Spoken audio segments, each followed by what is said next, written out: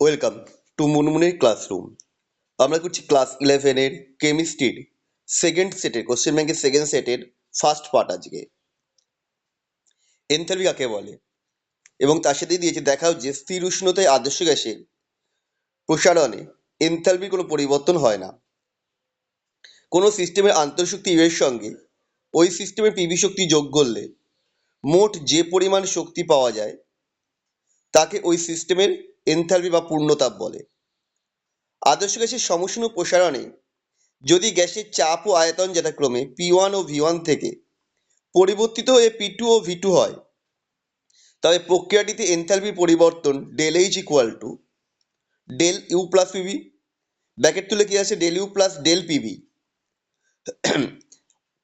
বা del H equal to del U plus P2 V2 minus P1 V1।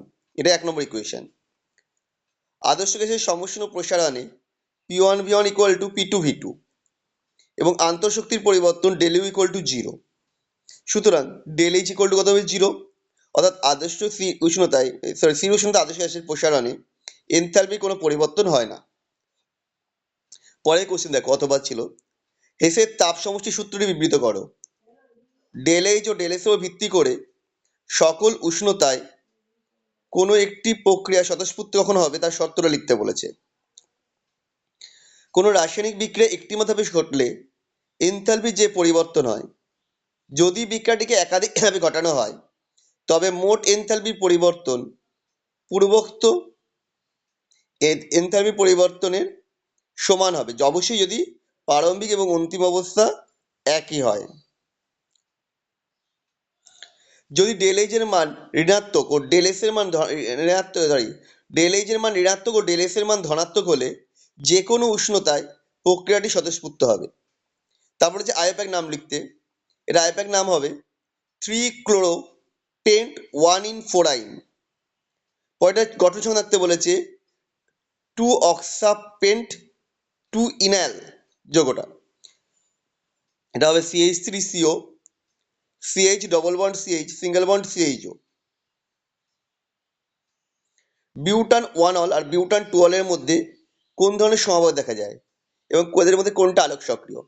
এদের মধ্যে অবস্থান করতে সমাবেশ দেখা যায় এবং এর মধ্যে বিউটান 2 অল হচ্ছে আলোক সক্রিয়, কারণ ওখানে যে কার্বনের সাথে OH যুক্ত আছে সেটা কাইরাল কার্বন। গঠন দেখলে দেখতে পাবে। একটি অ্যালকিনের ওজোলিসিস বিক্রিয়ায় প্রোপানন, ইথেন ডাইঅ্যাল ও ইথানল পাওয়া যায়।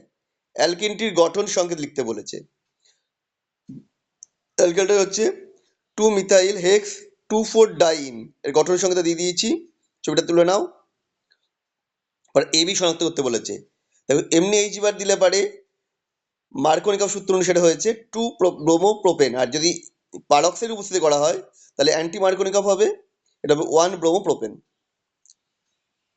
বিউটেনের ইক্লিপস এবং স্ট্যাগার্ড কনফারেন্স থাকতে বলেছে এবং কোনটা স্থায়িত্ব বেশি। এর মানে ইক্লিপস দুটো হবে, স্ট্যাগার্ডও দুটো কনফার্মেশন হবে। ওদের ইক্লিপস কনফার্মেশন দুটো হচ্ছে ইক্লিপসড আর ফুললি ইক্লিপসড, আর স্ট্যাগার্ডের হচ্ছে গজ স্ট্যাগার্ড, অ্যান্টি স্ট্যাগার্ড। এদের মধ্যে অ্যান্টি স্ট্যাগার্ডের সাহিত্য সব থেকে বেশি।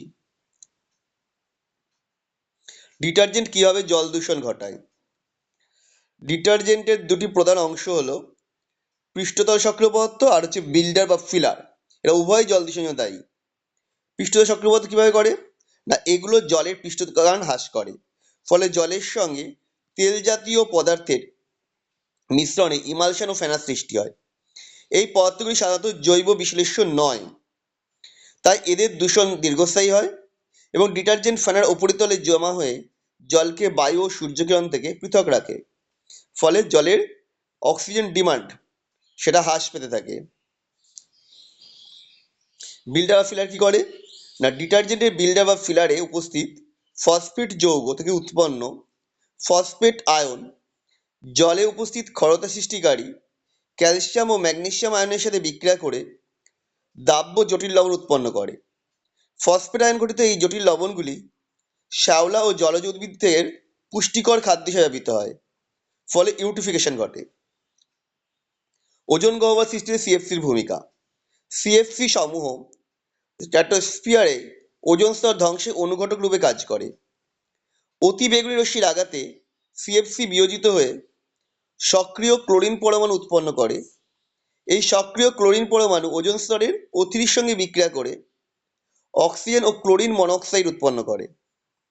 আবার উৎপন্ন সিএলও আবার O3 সাথে বিক্রিয়া করে O2 এবং সক্রিয় ক্লোরিন উৎপন্ন করে। এই উৎপন্ন ক্লোরিন পুনরায় ওজোনের সাথে বিক্রিয়া করে O2 সৃষ্টি করছে। এই প্রক্রিয়া নিরবিচ্ছিন্ন চলতে থাকে এবং ওজোন স্তর ক্রমশ পাতলা হতে থাকে। একেই হচ্ছে ওজোন হোল বলে, পাতলা হয়ে যাওয়াটাকে। বিক্রিয়াগুলো আমরা দিয়ে দিয়েছি। বায়ুমণ্ডলে লেড দূষণের অন্যতম কারণ কি? গাড়ির ছাঁকুনি কমানোর জন্য ব্যবহৃত লিড যৌগগুলি প্রথমে পিবিও ও পরবর্তীতে উদ্বায়ী PbCl2 ও PbBr2 তে পরিণত হয়ে বায়ুমণ্ডলে ক্ষুদ্র ক্ষুদ্র কণারূপে অবস্থান করে এবং বায়ুমণ্ডলে লেড দূষণ ঘটায়। প্যান কি? পারক্সি অ্যাসিটাইল নাইট্রেটকে প্যান বলে। ইহা অত্যন্ত বিষাক্ত ও চোখের পক্ষে ক্ষতিকারক। ব্লু বেবি সিন্ড্রোমের কি এর কারণটা কি? পানীয় জলে নাইট্রেট আয়ন থাকায় আয়নের বিশুদ্ধ পরিকে অপসারণ করা যায় না নাইট্রেট আয়নগুলোকে। এই নাইট্রেটযুক্ত জল পান করলে শিশুদের হিমোগ্লোবিনের ক্ষতি হয় এবং এদের শরীরে অক্সিজেনের অভাবে নীলচে বর্ণ ধারণ করে। একেই বলা হয় ব্লুবেরি সিন্ড্রোম। আমাদের ভিডিওটা তোমাদের কেমন লাগলো কমেন্ট করে জানিও। নেক্সট পার্ট খুব তাড়াতাড়ি তোমাদের জন্য আমি নিয়ে আসবো। আবার দেখা হবে পরের ভিডিওতে।